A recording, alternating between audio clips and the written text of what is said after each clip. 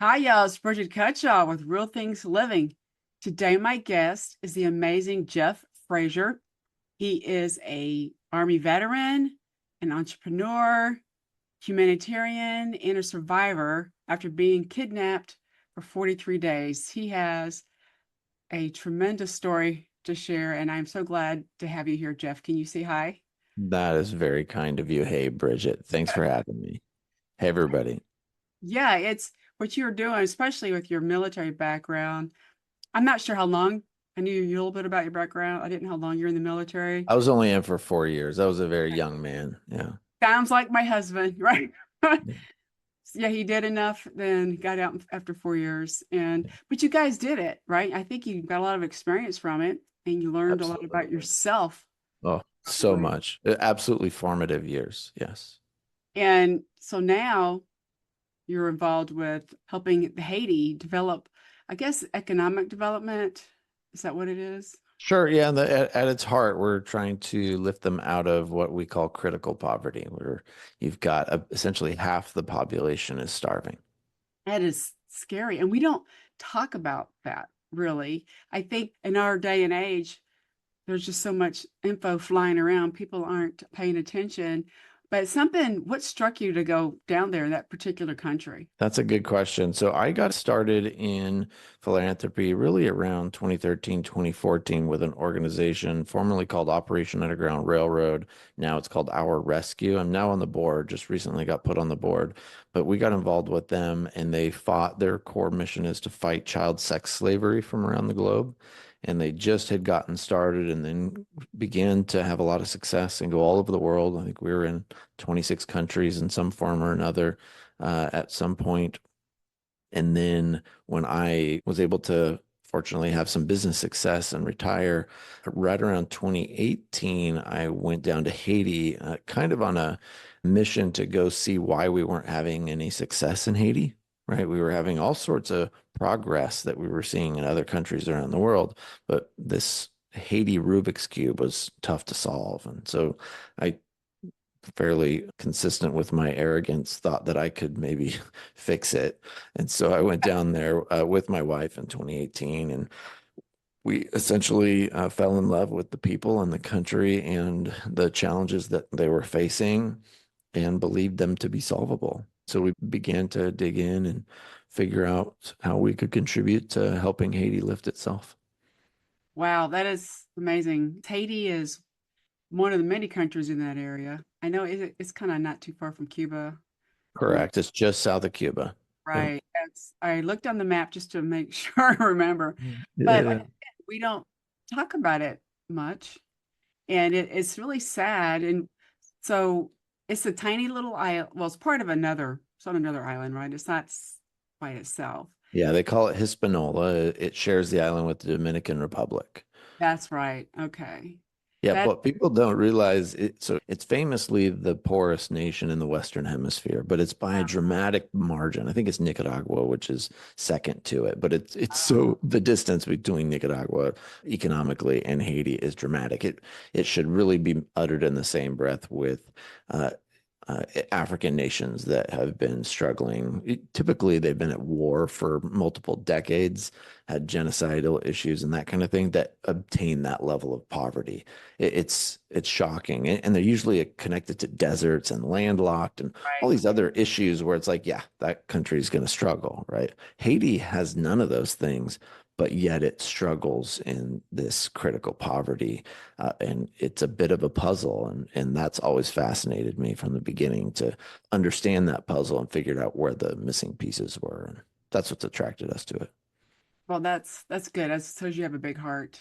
I mean, Mm. really, it's important. We need to try to solve problems, and you try to do that by going in. And you started helping originally with my understanding with food, sharing food, So right? our start was through solving child exploitation. Okay, that And right. yeah, and to do that, you have to lift a country economically, right? Because poverty, at least in Haiti, child exploitation is poverty driven, right? You've got parents who are faced with the horrible decision of should I let my child lose their life or lose their virtue, which of course is an impossible decision. Uh, but that we've tried to to alleviate that. But to do that, you have to lift the whole country economically, right? And so how do you do that? And there's a thousand answers to that, and very long answers. I won't bore you with them. But in 2023, all of our fancy kind of long-term visiony, uh, gimmicky solutions that we were trying to come up with seemed a bit trite because people were just dying. That's And we just had to figure out a way to just give food and water. And so that's the situation we were in when I was kidnapped in last April. so you were kidnapped from when you're out trying to hand out food, right? When Yeah. you're Yeah, we were doing a food distribution. Well, we were on our way from one to another. Yeah. oh, okay. And it was a gang. You're Yeah. that is so I mean, that just freaky. How did you survive that? I mean, how did you be hostage for was it 43 days? Yeah. 43 I days. You had to be clever. You had to use your military experience, maybe. Some Um, of it. Yeah, absolutely. I mean, just like anyone else, when you don't have any choice, you figure out a way to survive.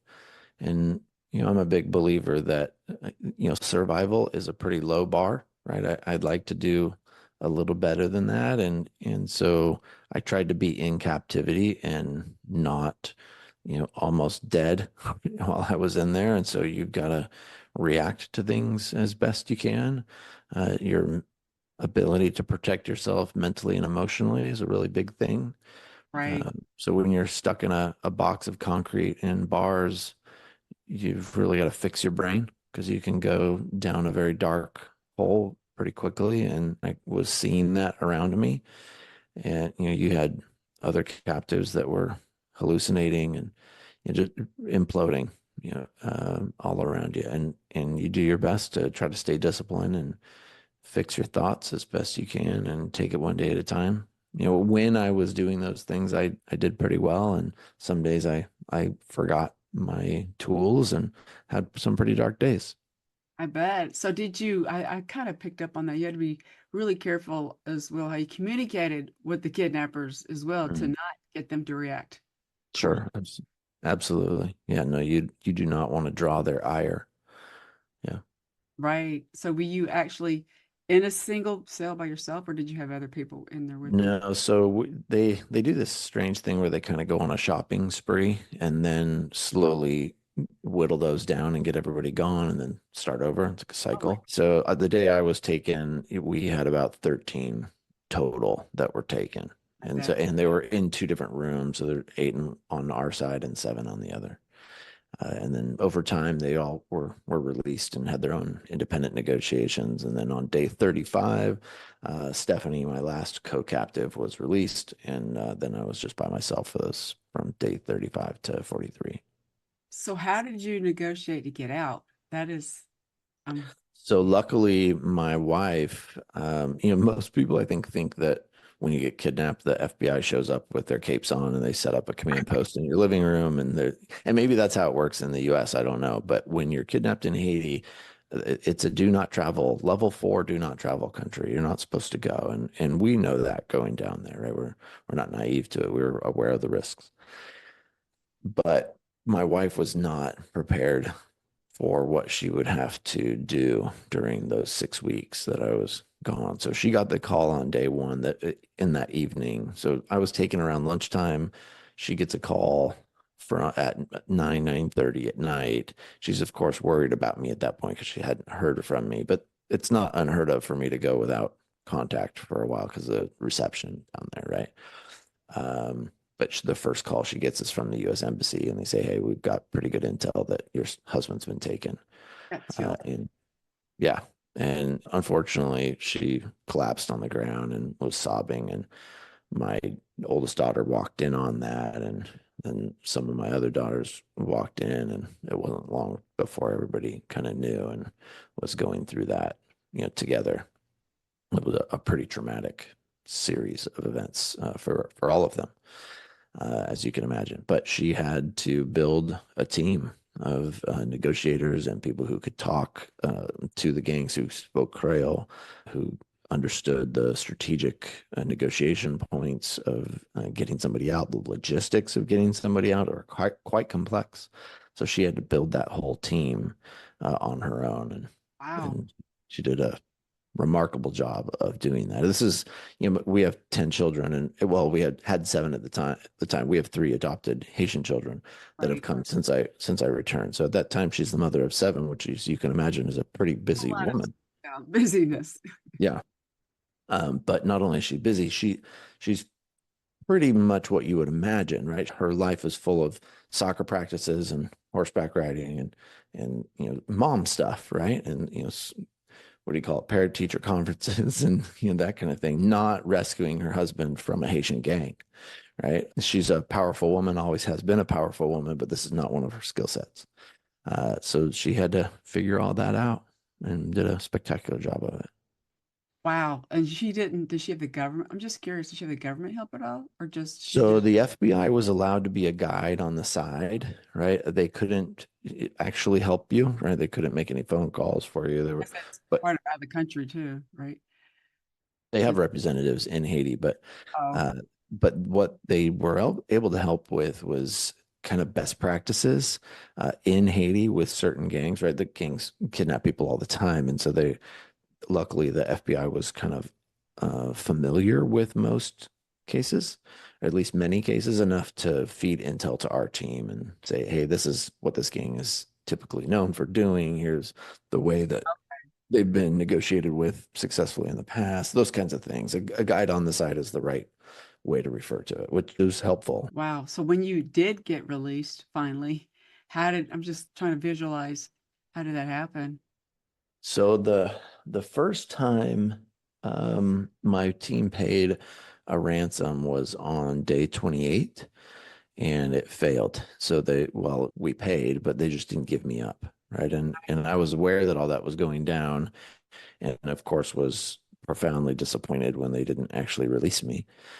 But I had suspected that might be the case and had prepared an escape plan ahead of time.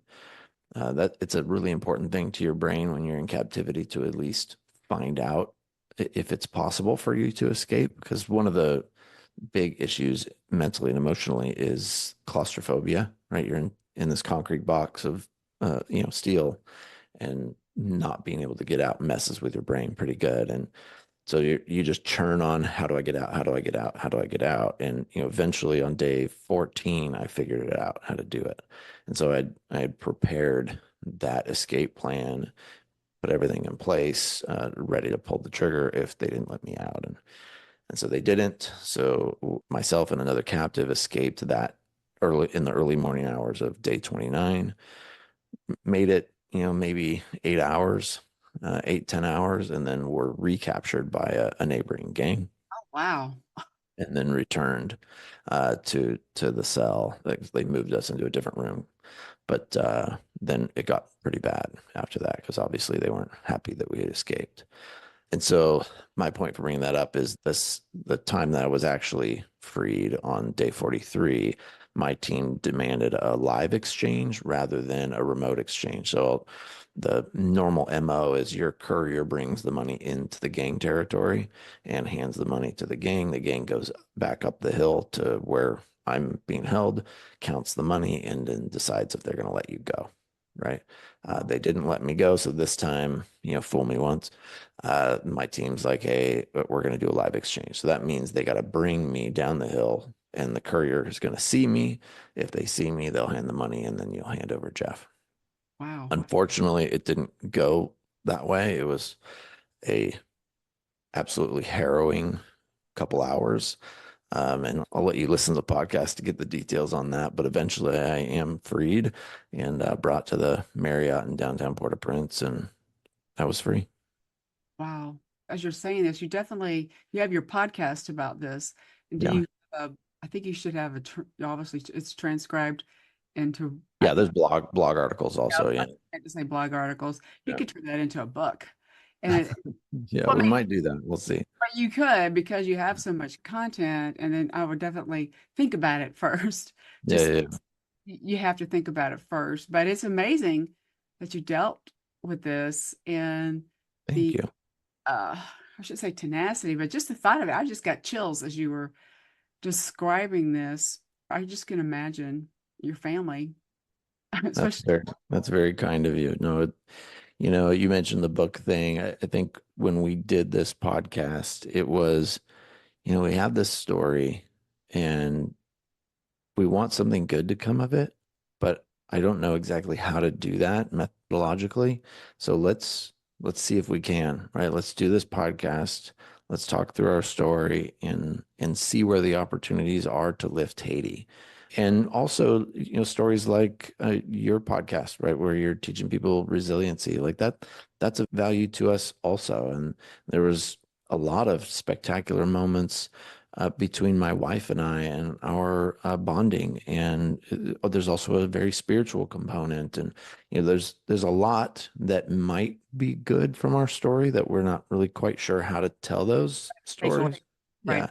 So what is the book? I don't know, but we're trying to figure out how to draw some good out of it. So thanks for mentioning that. Well, yeah, people love stories. That they're learning from. I should say they love. I love stories, but they learn from it. My thing is you take away um is to learn from something, especially as I get. I don't like to say well older, but I get der right. You just want to keep learning because that's going to help you, and then you're passing on that wisdom and the knowledge to other people. And I Yeah, think I think we're still trying to extract the wisdom and the knowledge out that so that we can exactly. share it. It You know, takes I time. don't It takes It time. does. It Yeah. has, and we're getting there. We're definitely, figuring that out. The latter part of my podcast is 3 seasons. The first season is super dumb. Don't ever go listen to it. It's super nerdy, kind of academic stuff. I even have AI reads it, so ignore that. But season two is the 43 Days to Freedom series, right? My wife and I tell our story, right? But the point of us telling the story is so that you'll get into the Haiti fight, right? So you'll join us and we can raise up this army of advocates that help free these Haitian captives, right? And then season three, which we're in right now, is all about the how to from a technical standpoint, right? Really educating people on the dynamics in Haiti and why the gangs are in charge and what happened in history to get them there. But anyway, that our desire is to lift Haiti, and we're hoping that our story can help with that. And I think based on your personal experience, even though you were held captive and kidnapped, you want to help them still, Oh, right? absolutely. Well, because I had this horrific experience for 6 weeks, but yards away from me were people not in the gang that were outside the walls of the gang compound that were absolutely captive and stuck there that couldn't go to church, couldn't go to a hospital, couldn't go to school, couldn't feed themselves, and they're still there today, Bridget. Like that is on my heart, right? And on my shoulders, and I'm I like that you're not blowing it off because I've heard, as you know, I don't watch the news, but I read the news and there's still negative stuff about, I've the gangs going on in Haiti. And I think what you're doing, instead of ignoring it, you're trying to, because it could spread, right? mm. Oh, it is. Yeah, absolutely. Spreading is could get worse, and you're trying to find a way to lift them up. That is just it's scary. I just couldn't imagine living in a country like that, and they're so poor. And part of it is you have to have an infrastructure for some kind of economy, right? Yep. No, you're absolutely right. I'll tell you a quick story. So the day that I got out, the day 43, we were driving around, killing time, waiting for my courier, and we pull up. Where I'm in the back seat of an SUV, and there's two gang members, a driver and one passenger. The passenger is like my main kind of captor, right? And then the driver I've never seen before, but here clearly he's the boss of the guy in the passenger seat, and he's got an AR-15 between his legs, right in front of the steering wheel. And we pull up alongside of this woman who is kind of in the gutter. She's either doing her dishes or laundry, something like that, with water. That's kind of a standard thing. And she's dressed immodestly, right? Not by choice. It's pretty frequent in these poor areas. They can't afford more clothing, right? And so unfortunately that appears revealing to them. And so this gang member has his window rolled down and he pulls up alongside of her and kind of above her and says something rude. Right. And I didn't think much of it. These guys are disgusting anyway. But she barks back at him. And my heart just sank like, oh no, this is going to escalate fast. And so he pulls his weapon up in a menacing manner and says something back to her threateningly. And I'm hoping she's just going to go back to doing her laundry or dishes. And she doesn't. She escalates and barks at him again and stands up. And she let out a litany of attacks and complaints and protests on this guy that clearly she's been saving up, for probably years now, right? That they've been oppressing her neighborhood. She's had enough. She's probably 25, something like that. And I've just never seen such toughness, right? She's absolutely nails. But at the same time, I'm brokenhearted for this woman because she's killing herself, right? These guys shoot people all day, right? The guns never stopped firing while I was in captivity. 6 weeks I was in there all day, throughout the day, every day, gunfire, right? These guys know nothing but that, right? And here this woman is disrespecting him in front of his colleague, so to speak, that I'm certain that she's going to be killed. And he now has pointed the weapon at her, and I'm thinking it's over. And she steps into the weapon, she's maybe 2 inches away from it. She's now closed the gap. It's probably 2 or 3 feet away before, and now she's closed the gap. And she says something to the effect of, "Do it. You'll be doing me a favor." Oh my gosh. And she said something else. I forget what it was. And I'm just waiting for it to happen. And maybe 15, 20 seconds goes by, and he huffs and puts the weapon down and drives on. And everybody got to breathe a sigh of relief. But that to me represents how those people feel about the gangs. They've been holding them captive for so long they can barely live. Life, probably, right? No, Basically. not that long, because I was in that area 3 years prior, and they've Okay, been around, but okay, there were also police stations, but they've since okay. overthrown the police stations, and now they run the place. And 80% of the people have fled elsewhere, and about 20% have stayed because they don't have any other options. And this woman was one of those, but it's relatively a ghost town now. Does she see you? I'm just curious, does she see you in the back Oh, seat? yeah, I'm I sure. didn't know. She probably knew Yeah. that you were captive. Actually, who knows? It could have been tinted windows. I don't know how dark it was. I'm glad that she stood up, and she was very brave, and we need more people like that. Not we, they need more people like that to Well, stand. so there is a movement there called Bois-Calais, which is literally translated as bald wood, but it's loosely translated as vigilante justice. Basically, like grab anything you can, even a stick, right, to fight these guys. And they have fought back in many cases, but they're quite. We're talking stonings and burnings, and it's a horrific reality, but and largely led by women in many cases. Interesting. Yeah, where they've just had enough. Yeah, I kind of agree with them. I'm not in that situation, but I kind of agree with what they're Yeah, doing. I don't endorse it, but certainly it's Yes, understandable. I correct. don't fault them. Correct. That's kind of what I mean. I would Yeah, probably do this something similar. And we just take so much for granted, Jeff, in our country too. I think we take so much for granted. yeah, The safety that we have, and the especially freedom. and the freedom. I loved how you said that. The Yeah, freedom that we have is so important. And I think my upbringing was a very two strong women, my mother and my mother-in-law. But yeah. my mother family is experienced World War II in Europe, right? Oh So gosh. yeah, they lost everything.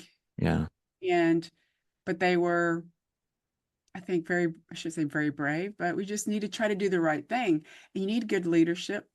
And I think you're being a good leader. oh, That's that's very kind. I really think that's what we need is good leadership. We're trying to do the right thing for freedom and safety and saying the right thing. I think my personal opinion is so much aggression with their people's words now, Mm, which kind of can escalate this kind of stuff. Words matter, I think. amen. Amen. They absolutely do. They absolutely do. Yeah, and kindness really matters, and Yes. understanding. And I'm in a situation now where I I'm fighting for the peace of Haiti. our work right now in with Stimpack, one is to raise awareness, and raise up this army of advocates to which I referred earlier. But I am also very active in DC and in Haiti and trying to bring peace there with the current multinational security support mission that's on the ground in Haiti now. And a big part of that is going to require mercy. In Yes. order to make peace with these gang leaders, we can't just kill them all. Right? That's not how peace is made. Right? At some point, forgiveness is going to have to be part of that. And the dialogue required to understand both sides requires a humility and willingness to reconcile. And that's a hard thing. And I would love for that sense and willingness to have mercy to be pervasive across the world in a far greater degree. But it's hard, right? We've all seen cable news, right? It's just people mudslinging at one another. If you're calling the other side of the argument crazy, you need some humility, right? Because they're not Correct. crazy. They're not crazy. Yeah, I don't know. Maybe you've never seen actual insane people, but they're not the people you see on TV. They are disrespectful, right? And maybe even hateful, but they're not crazy. They just have a totally different perspective, and doing the very hard work to understand somebody who uh, diametrically opposes your point of view is really hard. It's really hard work. But if you don't understand them, you're certainly not going to convince them. No, I like what you're saying. I believe in kindness and the words, but you also need to look at different perspectives. Like you said, why are they, be a little bit empathetic because everybody Mhm. has a different upbringing or a different environment. And I try to be kind in my way. I'm not perfect, Jeff, Yeah. but right. Welcome to the club. I try to be just Mhm. because I have never experienced anything like you.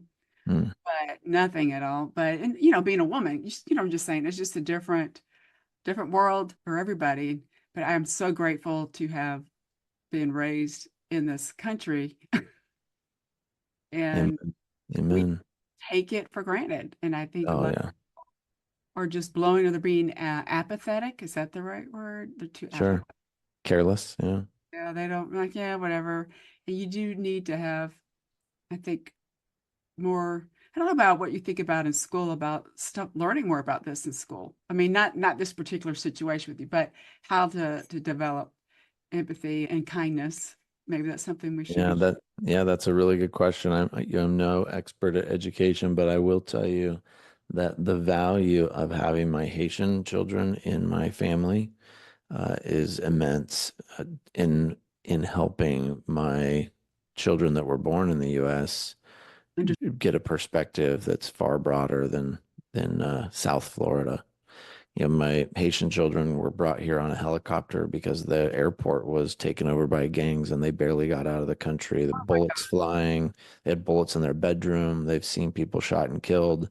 That this is, four, well, they got here, they were 3, 5, and 8 when they first arrived. That's kind of trauma that'll never leave you, Right. right? And here are 3 children who grew up in that. They've only known that, right? And starvation.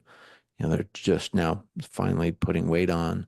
That kind of perspective will snap you into a reality that you didn't consider before, and it's a wonderful gift to have in our home to have our older children be able to see the world through those eyes.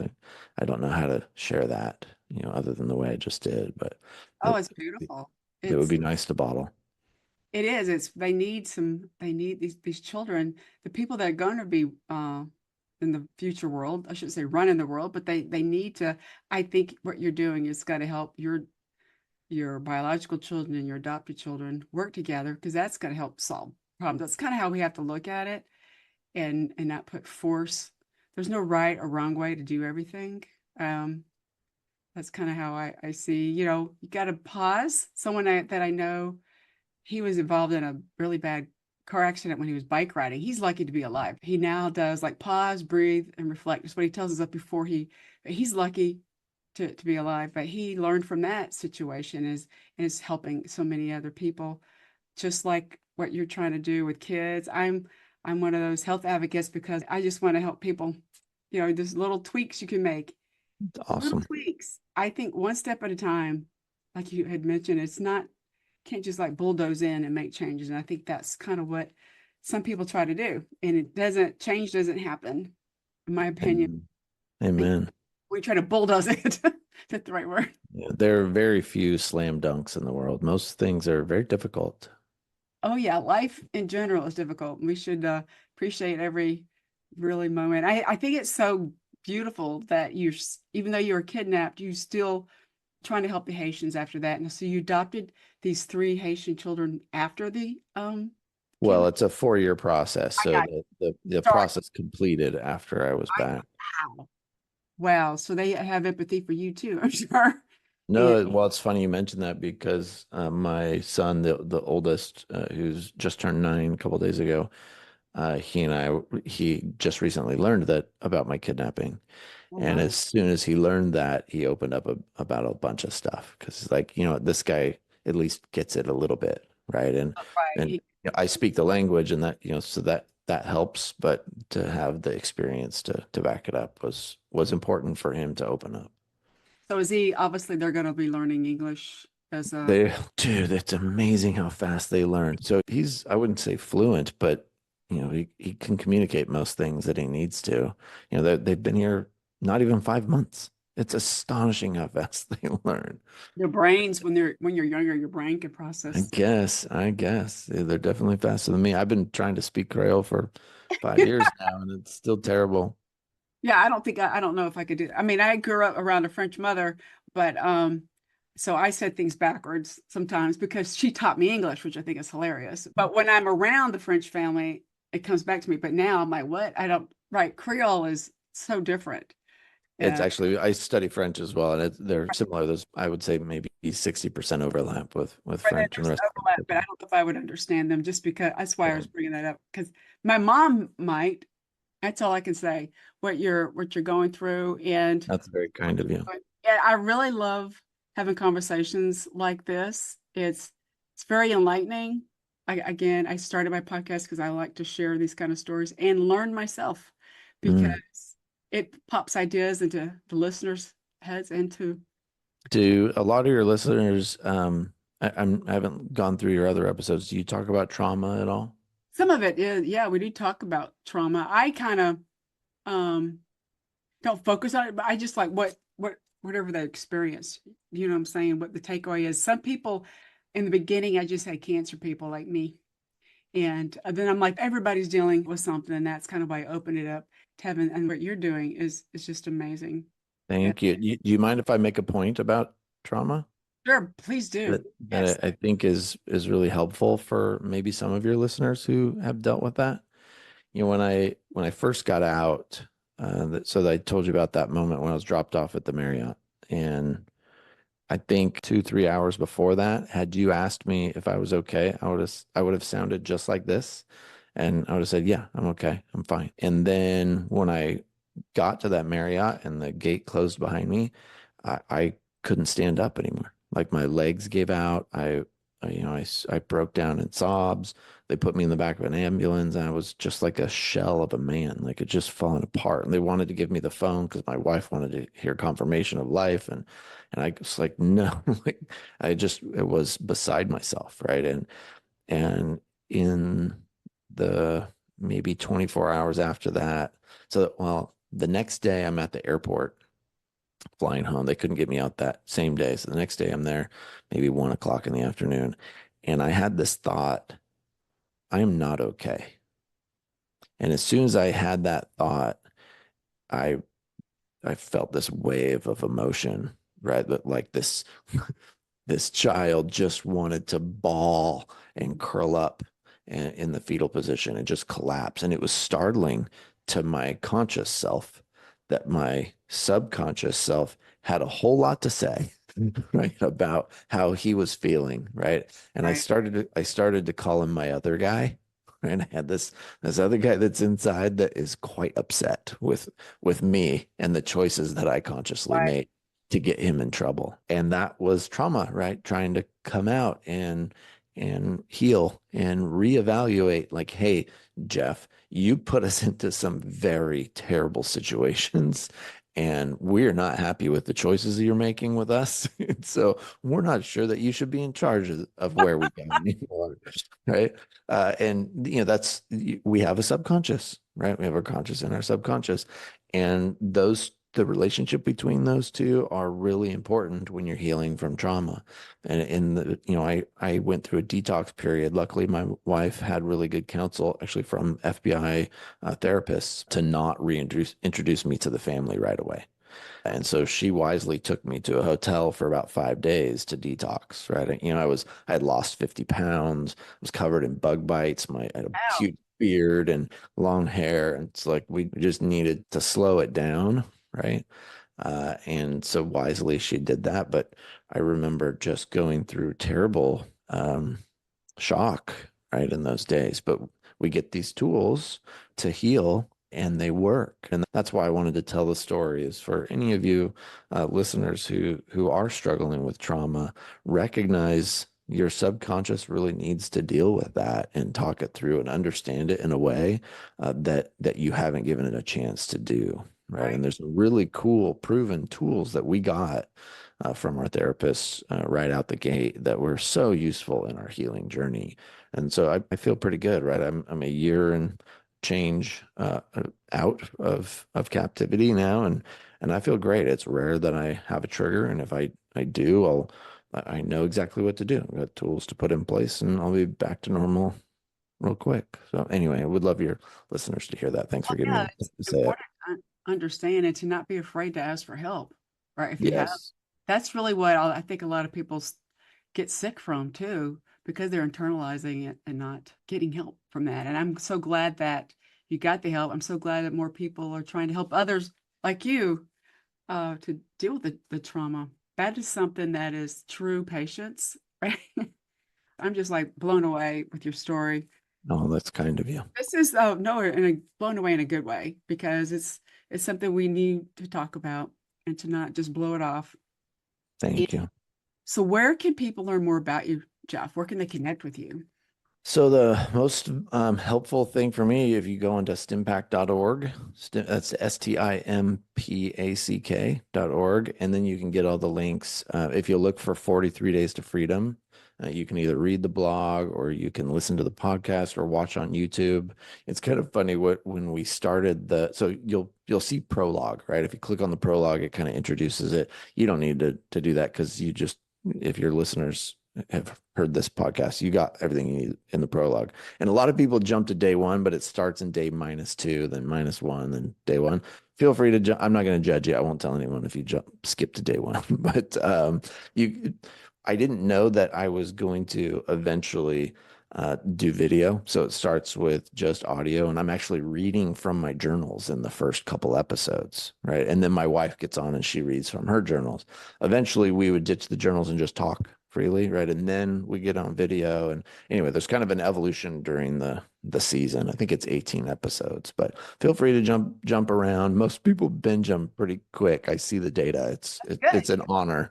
But yeah, no, they binge the heck out of those seasons because they feel like they're in captivity, so they want to get out. And so they just listen to everyone. Anyway, I'm very, very grateful to the listeners. So that's how you get on stimpack.org if you're interested in hearing the story.